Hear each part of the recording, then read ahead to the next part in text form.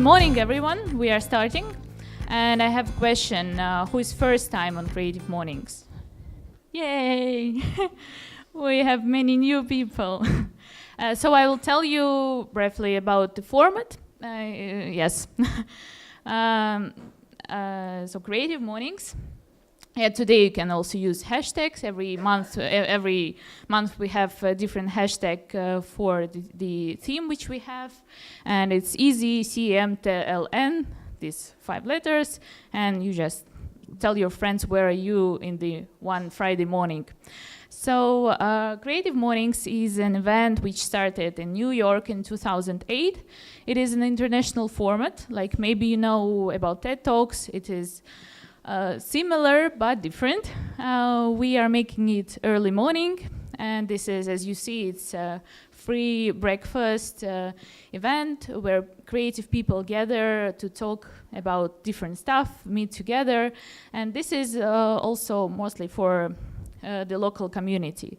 In New York, it was started by Tina Rosenberg. She is a designer, and she decided that New York local community needed to gather together, okay. And so today it is actually very big row around the cities. It is already in 172 cities, sorry. And we actually joined as 170th city. So we are very new to it, and it is our second event, which is very also inspiring for us. We are not the only ones who woke up today. Actually, this date was very popular as people, try to make it on the last day of June. So today, together with us, from our neighbors, we have the most closest are Oslo and Moscow, who are having this event today. And in different cities, also creative people are talking about survival. So, yes, it is run by creative, volunteers in all the cities. And in Tallinn, our team, we are 2 people now, and we have a new joint member. So we are now 3. We're growing as a team. And it's also very inspiring that people want to join. So if you're interested, you can come to me. My name is Marina. Sorry, I didn't say it in the beginning. And ask about how you can join the team. We have many tasks. It's very flexible, so we can find a way. Yes, as you have already seen, we have a website. And there is our local Tallinn community. And also in July, we start newsletter. So that all you can subscribe and receive information before 2 weeks, so you can plan it better, when to come, what we have. So stay tuned. We will not be spamming. We'll send you once a month very chosen and relevant information. Yes, and quickly about our partners and sponsors, as this magic happens with help of global partners of Creative Mornings, which are MailChimp, Shutterstock, and Wix. So that's why we have website, the newsletter, which you see, and of course, picture, the first with this bird, it's also from Shutterstock. So it's good to have good partners. We want to say big thank to Lyft for hosting us second time. It is a very good location. We feel here like if you're wearing slippers, it is very at home, so it's very good. And Karina is here. If you have any questions, what is co-working, how it works, how you can rent a place here, you just come to her. She's on the first here. And also we want to thank our local sponsor, Njord Law Company. They work with many creative people in Tallinn, and it's very interesting to see lawyers on the board also. Of course, we must survive with coffee in the mornings, and thank you, Caffeine, for being with us second time today in the morning. And yeah, our sweet pies, second time we're doing them. They have some new pies, seasonal pies. So if you try it, I didn't try. I hope I have one after the event. Yes, and our partner Art Neon, who are helping us with stickers, some posters. This is also very big help from the family-run business in Tallinn. Yes, and today we have something new, as I already said. We have live stream, so thank you Event Media for helping this, like support all this. For us girls, it's a hard technical part, but we are very happy that we are trying now to be online. Yeah, I'm a little bit nervous because it's kind of feeling like on the recording. So our topic today is survival. It was chosen by Baltimore chapter. Every month, each chapter who is the participator proposes their theme. Our turn will be, I don't know, in 4 years because we just joined, but this was proposed by Baltimore. And the idea was that actually it's also important to talk about like fuck-ups and some difficulties we have, not only in maybe career or work, but also in your personal life. So this is not an easy topic, and I've seen that in many cities they are trying to do it very serious concerning the difficulties we have and they are in the world today. But we decided we are not that mature as event, so we are just starting step by step and wanted to be more like positive. And yes, I want to present you our speaker. I think you've all read the information, and we have interview with Almondi on our website also. And Almondi is a director, producer, and creative. I don't know, the creative, you always use it so much today. Branded entertainment executive. He worked in ADIPEF for 10 years. And we wanted to hear his story. He's now working on this animated feature, The Survivalist.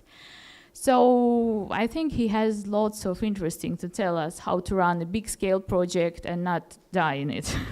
So yeah, let's welcome Almondi.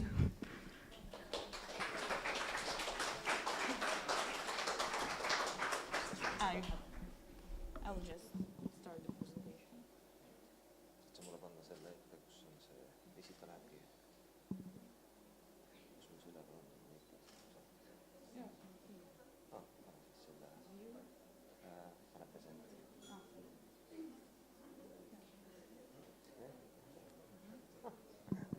Hello, everybody. It is great to be here. Thanks for coming. It is kind of like a pun today, isn't it? It's survival is the theme, and survivalist is what I'm talking about. But you know, it came together really interestingly because I'm working with Njord on this particular project. They're helping me out on a lot of the law stuff because all the contracts are really going above my head. So I really needed help. So that's why they knew I'm doing this awesome stuff here. So I'm Almondi Esco. It's great to meet you all. I haven't worked for 10 years in ADIPEF. I worked a lot there, but it's not a problem. But ADIPEF has been like, it's Estonian Business Daily, has been like a big part of my life. And after every little while, I get back to it, you know, we're doing some new awesome projects and stuff like that. So I end up working with them a lot. But this project here, what I'm talking about is a project I'm doing with the Estonian Rescue Board. And to me, it's making a dream come true because this particular project is a full animated feature film. And I've wanted to do a full animated feature film as I was a young kid. So Walt Disney for me was the world when I was young. When I grew up, it was from the time I went to kindergarten to the time I was 17 years old, for some reason that I'm not sure why, no girl liked me. Like I was rejected for this whole period of time. So where I escaped to were the Walt Disney movies, because they're, you know, always the underdog, was the one who got the girl, or who was successful in a way. So to me, Disney had a really personal touch. It was like, it was an escape for me. And ever since, I've tried to escape to these big projects on my own, like create my own worlds, which are like where there's more magic, and which are more fair, and all of that stuff. So this is the first time I have the chance to try to make it happen. And with the theme today, survival, I'm going to go through the production and kind of, give you guys, or ask you along on the trip I've been on trying to make this happen. So this is a project which should be in the cinemas in 2019 on May. So if everything goes well, and we all know it always does, everything goes by the plan. So by 2019 May, this animated feature should be in the cinemas. But I'm going to tell you more about what animation itself is as I talk about the journey itself. But the journey began, I think it began about a year ago. So I had an idea for an animation studio, like a studio that pushes out 2 animations per year. And it was an ambitious plan, and I knew it was a very hard plan to bring to life. But I had just quit one work that I was doing, and I kind of needed this inspiration for myself. So I opened Excel, because that's where inspiration is, right? And I started putting down all the numbers, like what would I need to make this studio happen? Like what are all the steps? And I put together the studio plan, and it actually was like a plan that could work. It wasn't like something that was out of this world. The problem was that to make that happen, you needed 6 million euros per year. That would have been enough to do that. And to make this plan really work, you can't do it for 1 year. To give it a shot, you'd have to do it at least 2 years in a row. So it's like 12 million euros, and nobody's going to give me that money. Like nobody. This was not going to happen. So I knew that if I wanted to make it, I need to do 1 movie. But that's like a difficult problem, like really hard problem. To do it well, you need a big budget, and in Estonia, you can't get these budgets. It's practically impossible to get them. So I needed to get creative. We live by a fire station. So I have a dog, and I walk the dog in the morning, and I walk by the fire station, and one day I'm thinking to myself, like, if I was working at the rescue board, who would be my favorite person in the whole world? And in my mind, the best person in that sense would be a survivalist. Because you never have to save a survivalist, because a survivalist is prepared for everything, like from a storm to a zombie apocalypse. So, if you want a safe person, that person should be a survivalist. And as soon as I had this idea, I thought that, we can build an animation around a survivalist. And if the rescue board likes it and backs it and gives me their shield to move forward, then I think I can get brands behind this production. Because it's not an animation, it's something that introduces the techniques of survivalism to young people and inspires them to be more safe through awesome content. So, next step to me was a letter. Now, I've changed it a bit. It's not word to word, but it's what the letter was. I knew a guy at the rescue board, and I sent him a letter with a topic, crazy idea. Secondly, I said, hey, dude. I didn't say dude. I mean, he had a name. I put a name there. But I don't know if he wants to be, streamed all over the world. So put dude there was a short intro, like blah, blah, blah, how you're doing, stuff like that. And then there was the main sentence. I had a crazy idea of doing a full-length animated feature with Dwayne "The Rock" Johnson. I don't know if I'm going to get him. I just needed a name that would kind of, present the scale, what I'm trying to do. That would inspire kids to become survivalists, and it would cost you nothing. So it wasn't nothing. There was a number there as well. But now we have a contract that I can't say what the number is. But the number is really it's nothing. I can tell you that much. It's 4-digit number, so it's nothing compared to the project. Nothing. But that was never the point. It was never the point for the rescue board to give me the money, because the rescue board's point was to give me two things.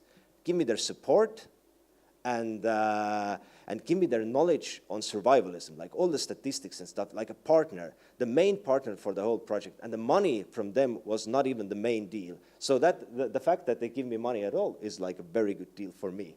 Last sentence was, I know it sounds like a mushroom talk, but you know, if you'd give me a chance, I'm going to prove you it's not. So I got a meeting. I sat down with them. I talked to them. There were 4 guys in the room, and they looked at me, you know, without any emotion.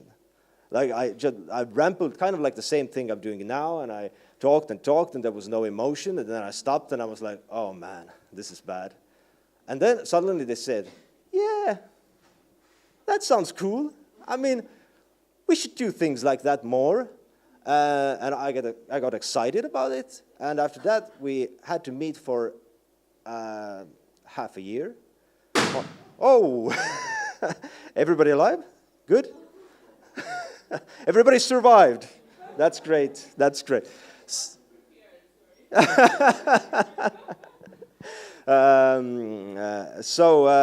So we talked about 6 months until they actually came on board. They were satisfied enough, like, okay, this is the project we want to be behind in. That's the way we're going to do it. They were happy with the plan. I was going to attack it. So that all took, from this letter to that point, it took 6 months. And we could move forward with it. So the first thing was the story. The story has changed dramatically from where we began and where we are now. So the first story was about 4 kids who are addicted to gaming, and they really screw up their parents' life due to that particular addiction. So their parents sent them to a lonely island, where together with an island ranger, they end up in a real-life game orchestrated by a mad scientist where they have to fight for their lives. And in that game, they're going through this different kind of like tasks and challenges like storm and, you know, fire and everything that they have to tackle. But now they'd have to do it in real life and fight for their lives. So that was the initial story.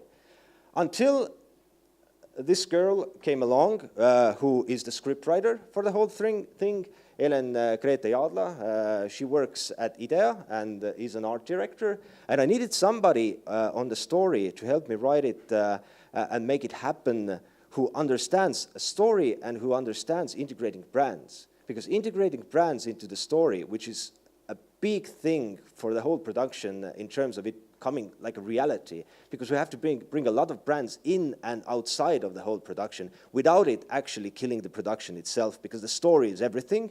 So I needed somebody who understands how to navigate between the story and the brand, so the story still remains the main thing. So she came on board and started to work and looked at children who were the main characters and started kind of develop them.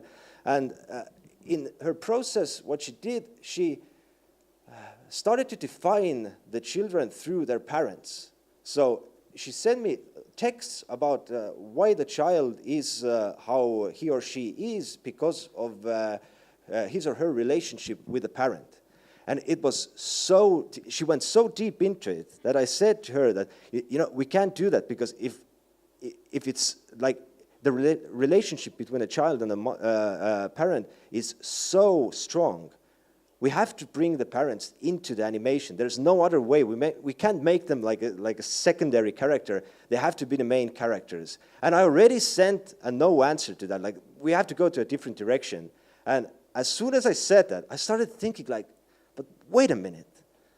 You know, this actually is a much better story there, because having like 4 children who are addicted to gaming going on an island, that's like a great story for a 20-minute Cartoon Network show maybe, but not for like an emotional story arc that you need for a movie. So as soon as I realized that, we changed the whole thing. So I loved the parents. I loved like the relationship between a child and a parent that much that we decided to make that the whole theme. So in the new version of it, The main character is a single father who has lost connection to his children, his daughter and his son, and now he goes to a lonely island to reconnect with the children. And that was the story. All the action on the island is the same, in that essence that they get into this game, and there's a survivalist and a mad scientist. It's all the same, but the essence of it's changed dramatically, because now we're not watching a story about children reconnecting with reality, but the father reconnecting with his children, and that's the story. That's the emotional story that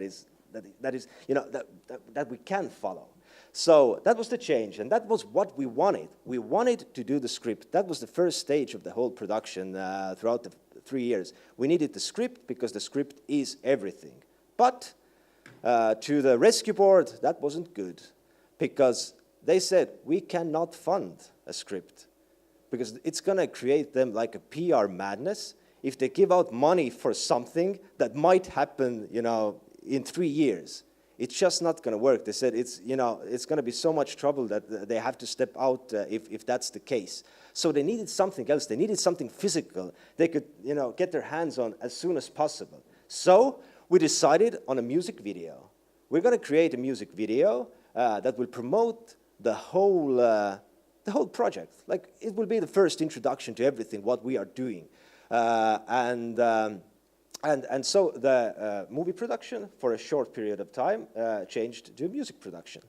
And what we started to do was, I started finding the music partner for the whole thing, because I didn't see any point of getting somebody on the project that's not going to be there in the end. So before we had anything, we didn't have the script, we didn't have nothing. I started to look for a music partner for the whole project. Somebody who could write the music for the animation itself, somebody who could write the songs, because it is like a Disney movie. It's going to be, a musical. Songs will be sang in this movie. So I needed somebody who's would be, from day one to the end, a partner in terms of the music. It wasn't an easy challenge. I mean, that was a surprise to me. Like, first, I went to a band. I can't name it. Very cool people. I loved them. I went to them and said, do you want to do them? They said, yeah, it's like a great idea. Let's do it. And then I couldn't reach them. I couldn't. I called them. I wrote them. I just couldn't reach them. So until in the end, I said, no, this is not going to work. If it's this hard now, it's going to be like hell when we really get into the serious stuff. So there was a musician, a girl who I really love, who was the second choice. And she was about to have a baby, so it was not, she said it's going to be too hard for her to take this on at this point, so this didn't work out. There was another musician who said that this project to her is too Hollywood, and there was a fourth one who said this is just not for him. So if you're at your fifth choice, you kind of start feeling that this is not a choice anymore, So, but, like Ed Catmull, the head of Pixar, says that the problems and difficulties is where creativity is born, and that's where art happens when you face challenges. So at that point, I started thinking really outside of the box. Like I went to places that didn't struck me with the first, as the first thing, and. What I ended up was, going through YouTube, just checking out different musicians in Estonia, kind of finding the sound that I would like, and I came across this dude over here. I don't know if you know him. He's Jarek Kasar, known as Chalice, and Estonian musician, and also he says he's not an actor, but he's acted in things. So this is a part of the music video we're filming, a raw footage of that. So I saw his music. Of course, I knew his music beforehand, but I didn't think of him as the first thing. I watched the music, I loved it, and we met up. And as soon as we started speaking, we clicked like that. it was like, that was it. Like immediately we sat down and I said, I want to do this Disney piece. And he said, yeah, well, we should do that. We should go really classical and we should bring in the orchestra and all of the good things. Everything that I thought in my head, he said it out to me sitting over the table. And initially I thought I'm going to get 2 musicians on the job. One who's going to do the music and the other one who's going to do the songs. And he said, I want to do everything. And I said, yes. I felt like it's a bundle deal for me, so, so it worked out great. Okay, now we had another problem. We had a musician, so we needed to start and think, what is the music video we're going to do? My initial thought was to go do something simple, save money and put the money into the script and all of that stuff. But I'm really bad at doing simple stuff, and I tend to, I tend to die for all productions I'm in, and it seems like a virtue, but think about raising the money for that thing, and my head of branded sales is over here, and she's, Pia Sander is sitting over here, and she's, she has to take care of that. If I have a crazy idea, she has to find the money for that crazy idea, and that's not an easy thing if you really like, you have to, in your production, you have to have somebody who cares about the budget, like who really watches what the budget is. Because I don't watch the budget. I want to get the best production possible, and I push all the money inside the production, and that can create a mayhem in the end. So I'm really happy for Pia being on the team with me. So, but we still went the hard way, not the easy way, but the hard way, and we knew we needed money for it. So we found a company called Ad Gorilla. Who are great people who do this awesome stands and displays for, whatever you want to display. If you're in an event like this or whatever, they do this awesome stuff. And we started speaking to them that we have this animation, maybe we want to come along, maybe we could do like a music video together, maybe integrate your project somehow and stuff like that. And they said, yeah, let's do that. Find a way to integrate our project and let's make it happen. So initially it was like an easy idea, and in the end it wasn't that easy at all, because this is my dog, this is their stand, what they did, and we wanted to find a way how to integrate their product into the music video that made sense. Not just like, we're going to put it there and it's going to be there and it's, be done with it. We wanted it to be necessary for the production, not just for it being there because, they're the brand behind the production. So I sat down with my animator, Magnus Wulp, and we started thinking of all the ideas, what can we do? And every idea I pitched to the animator said, yeah, but you don't need a screen for that, You don't need a screen for this. You could do this digital. It's going to be better. It doesn't make sense. It doesn't make sense. At first, I really got pissed about it. Like, oh, man, I need the money. Come on, help me out here, meet me halfway. But in the end, I really liked that he challenged me on this, because that is what creates a great production, because that is what creates something that is truly necessary. So that's why we found something that we really needed, that suited the production, that helped us, and that integrated the brand the way we actually the way the brand actually should be integrated to the whole thing. So what we did was we asked them to build this screen for us, which is a two-sided chroma key screen. One side is blue, the other side is green, and we could use it for the production. Now, for the animation itself, as the budget for the whole thing, the film itself is 1.7 million euros, which sounds like a lot, but in reality, it's not a lot at all. It means that we can do. Walt Disney spends $1 million per every minute they make. Every minute of animation for Walt Disney costs $1 million. So having 1.7 million for the whole project for 90 minutes is going to limit everything, like all of our chances. So the creative thing that we thought, or solution to that problem was, if you look at animation, the way you see an animation doesn't have a big budget is the world around animation.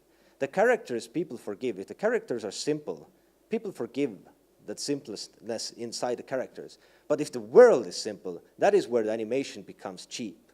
So what we decided to do was put all the money we have from the animation side into characters, creating these 3D characters, and the rest of it, like the worlds, we would build like it would be built for a puppet movie, basically like that. So we would build the worlds in the real world, give it like the reality we wanted, and make it look like it's the 3D world. Like it's kind of like a magic trick in this essence. And that was our idea, and we thought, let's try it out. You know, we have this music video, we're already doing it, we're already investing time and money into this. Let's try something out that we really might need for the whole animation. So that is what we did.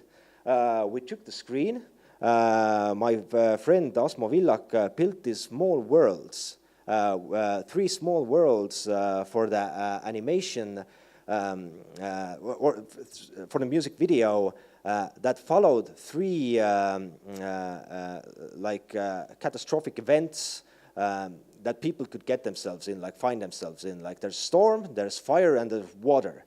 And these are the 3 stories, and we have 2 characters reacting to these situations in the music video. So we built 3 worlds. These are just parts of the worlds. This is the storm world, this is the fire world, and this is the water world, which consists of more than just a boat, but you know, for the purposes, it is just a boat, so you would know it's water there.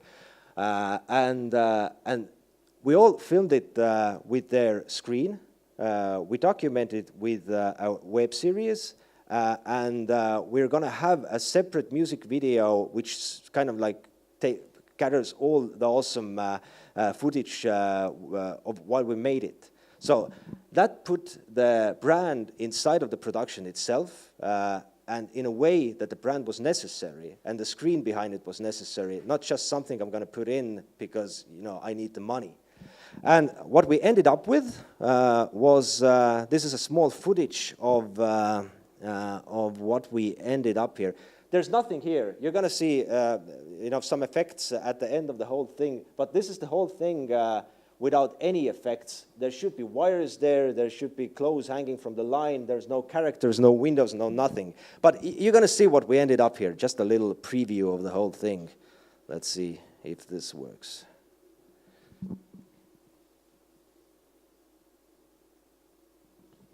So instead of stop motion, we decided to really film it, which is going to be, you know, really hard for the animator in the end to track all the characters, which in here are going to be 2D characters. And none of this is what we're going to see in the movie in the end. It's just a test for the whole thing. So this is a part of the world we shot, and this is going to be like, you know, there's going to be storm, rain, everything. It's going to be mayhem when the whole thing is done. So, okay, it doesn't move on over here. Let's try this one. So, okay, we got the video. Now it was time for music. Jarek had worked on it for a bit. We were so close to the deadline where I had to present something to the rescue board.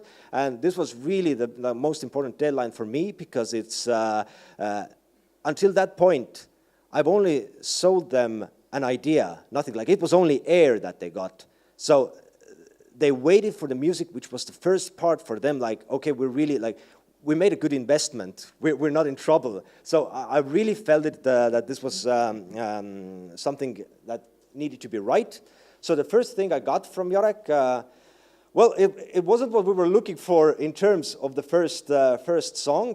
There are no words, or actually there are words, but as he hadn't had the chance to make the words, he used the first word that came to his mind to illustrate the melody. So this was the first thing.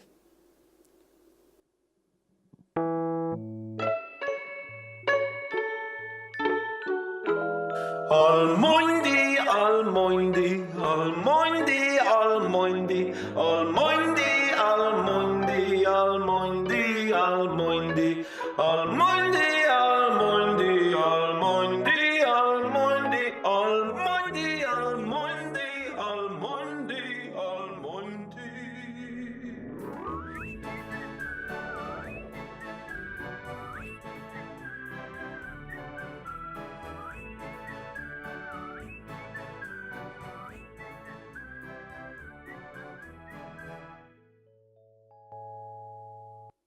So that was the first demo, and I assure you this is a demo. Now, this is a good song, actually. I can assure you this is going to haunt you for throughout the weekend. But it wasn't the right song for the first thing that we tried to do. So I said to him that this is a great song. It's very Snow White, but we need a little more Lion King. So after a couple of days, he came back with this one.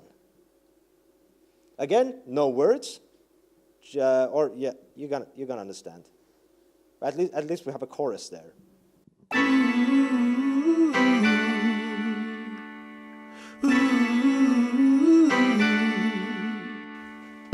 La la la la la la la la la. La la la la la la. La la la la la la la la. Mina jäänellu. Mina jäänellu. Pa pa pa pa pa pa pa.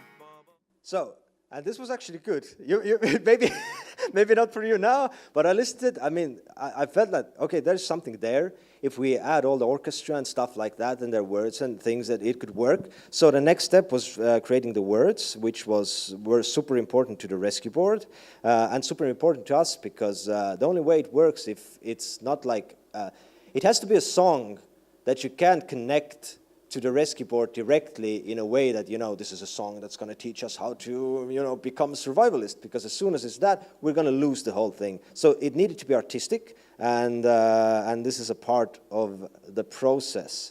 So.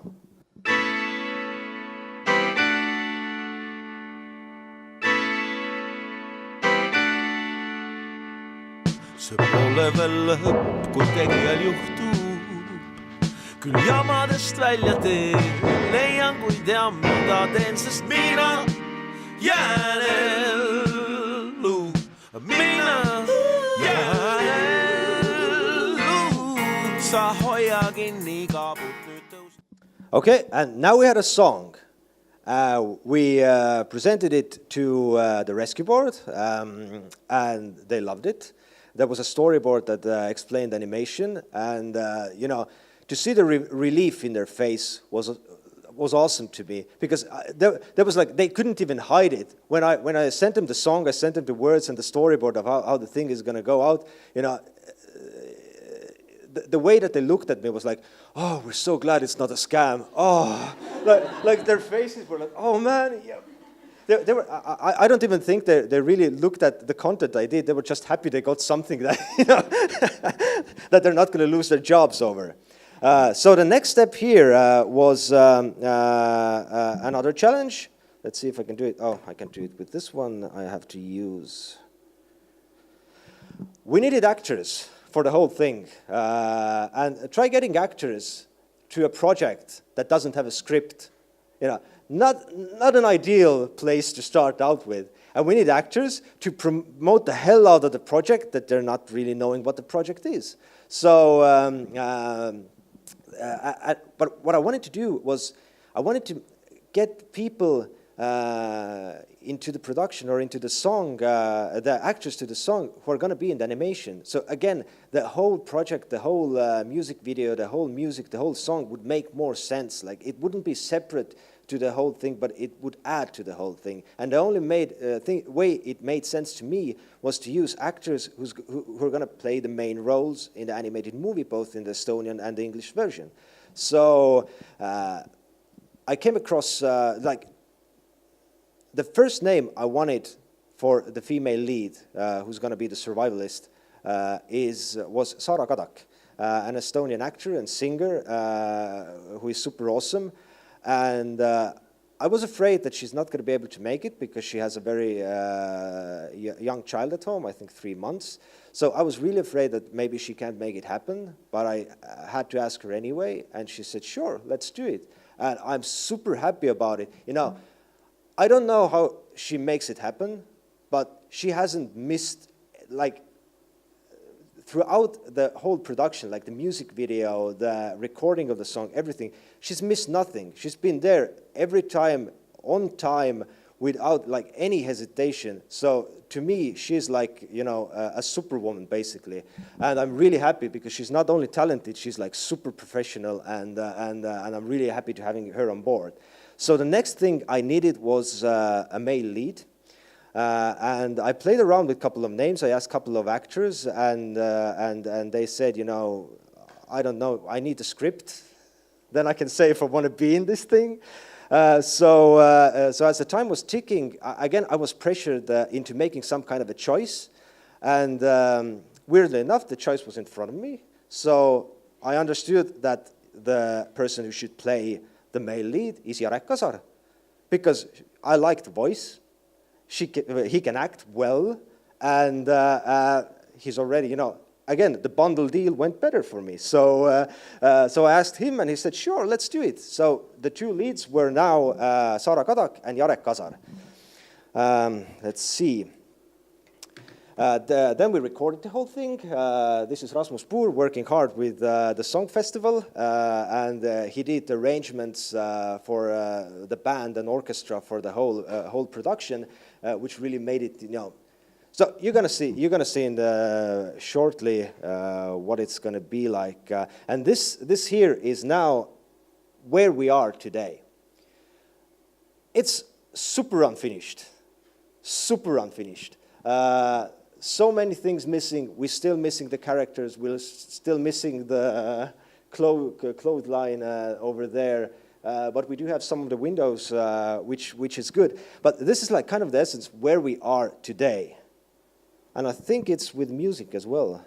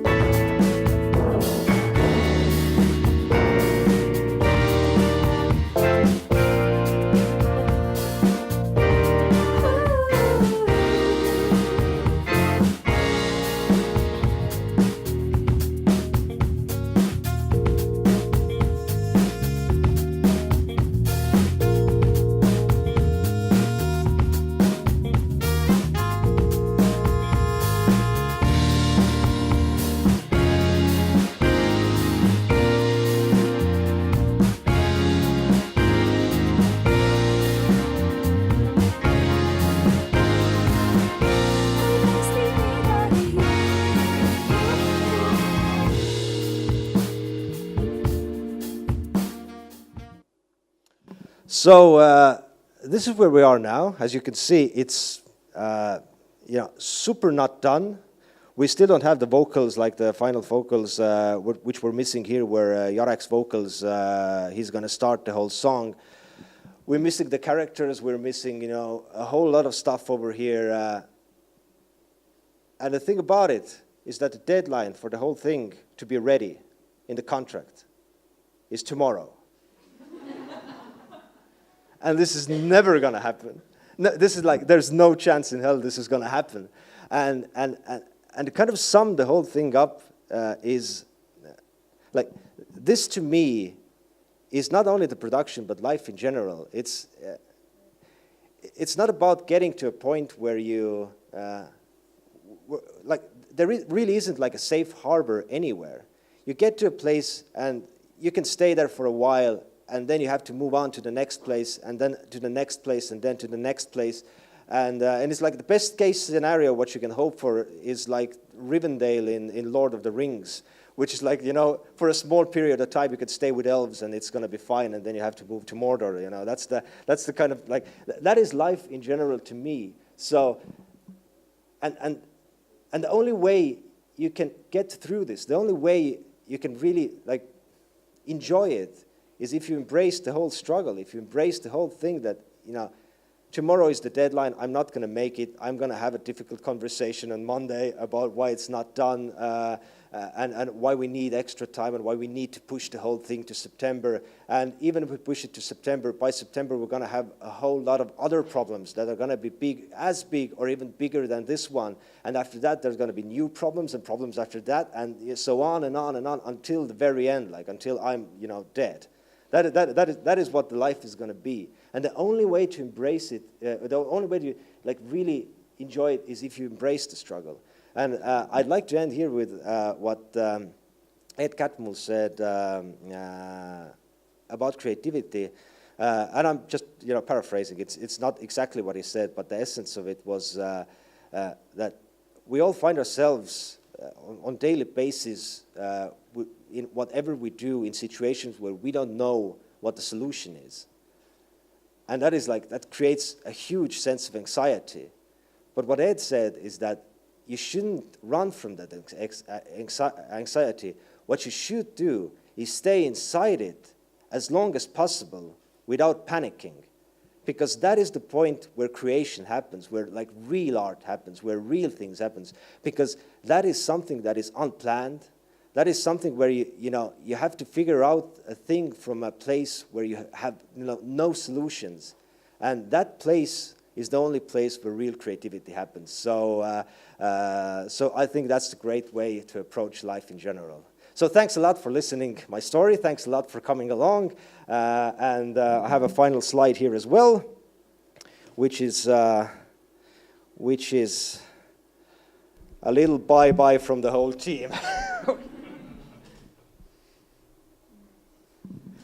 You know what I love about her? She looks like super comfortable under the water, like she's super chill. And I can assure you, as soon as we came up after that particular shot, she said, we have to do the music video stuff with one take because I can't handle it. So a great actor. That's a great actor. Okay, thank you. If there are any questions, I'm happy to answer. Thank you. Just raise your hand and I'm coming. A question in Estonia? That is strange. So you talked, thank you for your talk. You talked a bit about how hard it is incorporating branding and how important it is actually to incorporate branding so it doesn't look cheap or it doesn't look unnecessary to the story. So can you please share one of your favorite examples of incorporating your brand in movies or animations or anything? And one of the worst, the laziest, the cheap ones. And the good Lego movie as the good one and Transformers as the bad one. Don't count something else, please. Oh, okay. This is the thing. What I like on the film, the first film that comes to my mind is Castaway, and if you remember, there was one of the main characters was the Wilson volleyball, which was a main character, and that actually was a brand, like a sports brand, Wilson, and the volleyball was their product that they used. And so when the story about it, I don't know if you've all seen it, Tom Hanks plays there, and he ends up after a plane crash on a deserted island where he's alone, and on the shore together with him there are like boxes, like FedEx boxes from different stuff that were on the plane. And on one of these boxes is a volleyball. As he's on the island and he's alone and he has no one to talk to, he paints a face on that particular volleyball, and as on the other side of the volleyball there's written Wilson, he calls the character Wilson. That is his friend called Wilson, and Wilson is like the main character, the second character of the whole movie, and that is directly a brand. And even today, if you go to a website and you want to buy the Wilson volleyball, you can do it. It's $19.99, I think, euros, and you can buy it and order it, and you get the face and all of that. And that was a character inside a movie. So that is like a great example of brand and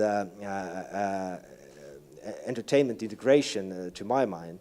The second one, what I really like and I use as an example, is what Netflix did with Orange is the New Black. Maybe some of you know this example already, but I love it, so that's the main one I use usually.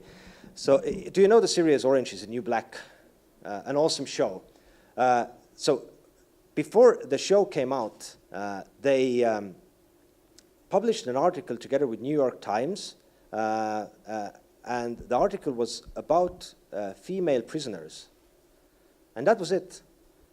The only where the Netflix was integrated just below the headline as a brand, like kind of like powered by or something like that. Netflix, it was very small, and only once was the show mentioned in the whole article. Like this was just a sentence.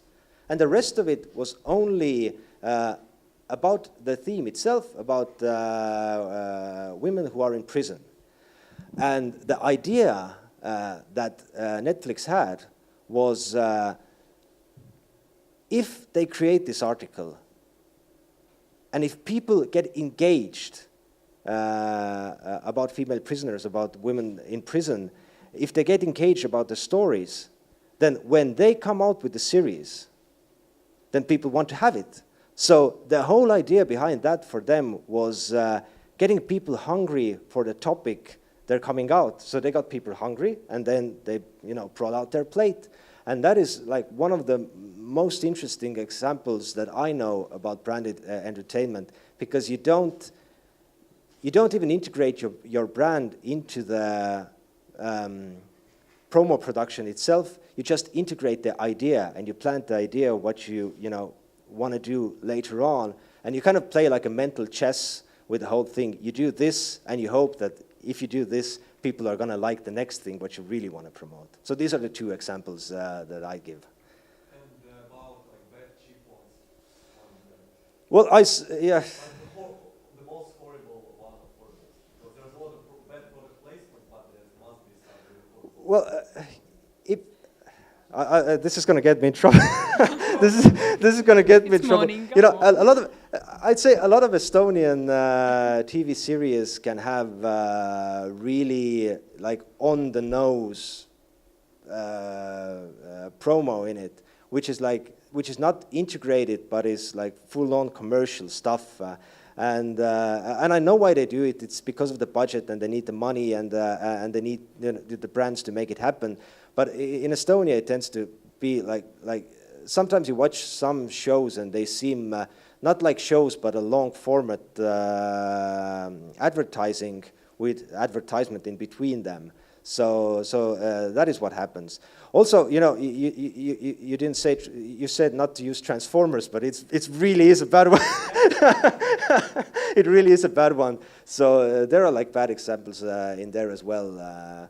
But there are a lot of those examples. I mean, especially in the movie and entertainment business, where brands really push for the brand name to be, or the product to be, in your face, because they think that this is the way you're going to get people behind whatever you're doing. So to look bad examples, it's really easy. You basically see them everywhere, but it's happily, this is changing, because brands now understand that you don't have to be in your face to sell something you really like, and the brands are getting really experimental, as you can see with the rescue board. At this point in our contract that we did, never did they say that they want like their badge or the rescue board mentioned throughout the animation. The only thing that they wanted was this kind of a project that would inspire kids and maybe their parents as well to become survivalists, to become more safer, to make this topic cool itself, and that is what they invested in. And this is like an example of a brave choice and also a very good branded entertainment production. It's not about the brand, it's actually what you want to do, and their purpose is to make Estonia more safe, and that is the best way to do it. It's, the shield. The shield doesn't make Estonia safe. It's something else that does. Any more? Okay, so one remark. If anyone needs to leave for work, it's fine. It's morning. We all understand. So, yeah, you can, just go. So where were the questions? Okay, I'll come here, and then I'll give you. Thank you. Great talk. Thanks. So you said that the key to success is to stay in the anxiety without panicking. So what's, from your experience, is the best trick to not start panicking? Oh man.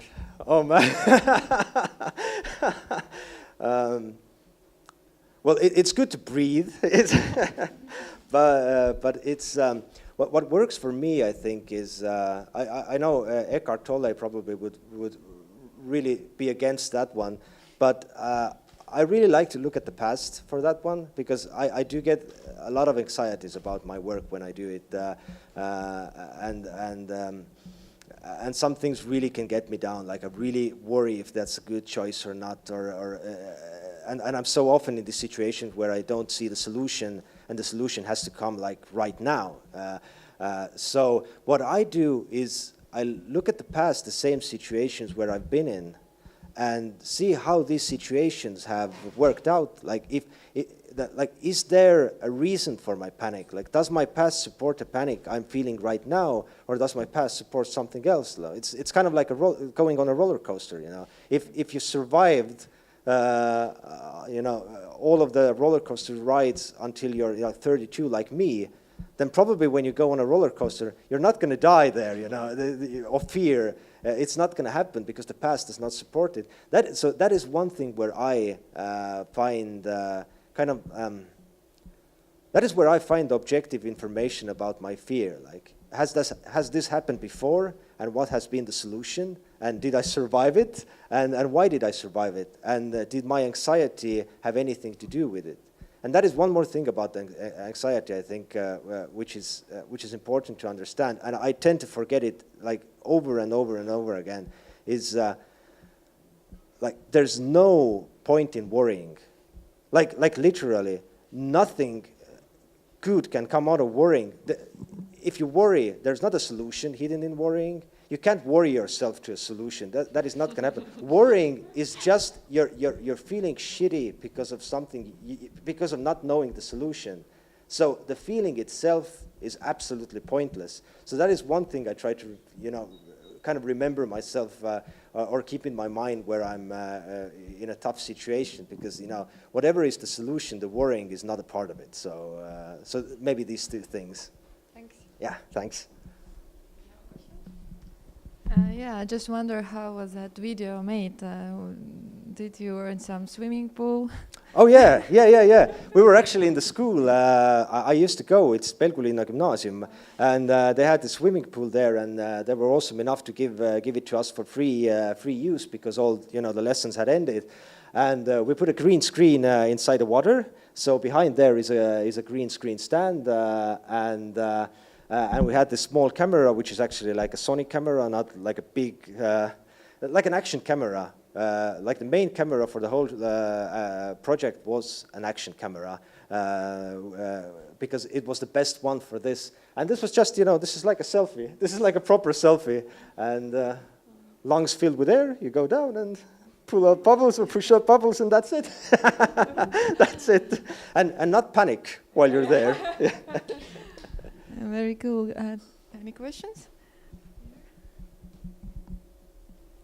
You had a lot of challenges on the way. Did you ever feel like quitting? And if you did, what kept you going? I feel like quitting all the time. This year was like, I think everybody, like every person in the world, in 3 or 5 years, like once in 3 or 5 years, you make kind of like a discovery for yourself that is much more meaningful than all the other discoveries you made in your life. Like after every 3 or 5 years, I felt something that changed the way I see the world. And one of them was in the beginning of this year, and directly associated to what you said, like the quitting thing. Because I feel like if I go into these big things, they're super scary. I don't, contract-wise, there should be something in the cinemas by 2090, and I don't know today what it's going to be, I don't even know what the characters are going to look in the animation. I know nothing about that. This is all to be worked out. I'm not sure how easy or hard is to get all of the money that we need for the production. This is all anxiety. And the vision I have in my head for this situation is, I feel like I'm on the water, like swimming out to the sea, and I'm swimming, and always like watching behind myself, like where the shore is. Like kind of like inside of me, I kind of feel like, if the shore is close, I feel safer, so I could always swim back if need be. But the thing I found out this year was that you can't look at the shore. You just have to go, because there's nothing back there. I mean, this is like, if this thing works, it works. And if it doesn't, it doesn't. And the only way I find out is if I keep going. So that is what I discovered for myself, is just,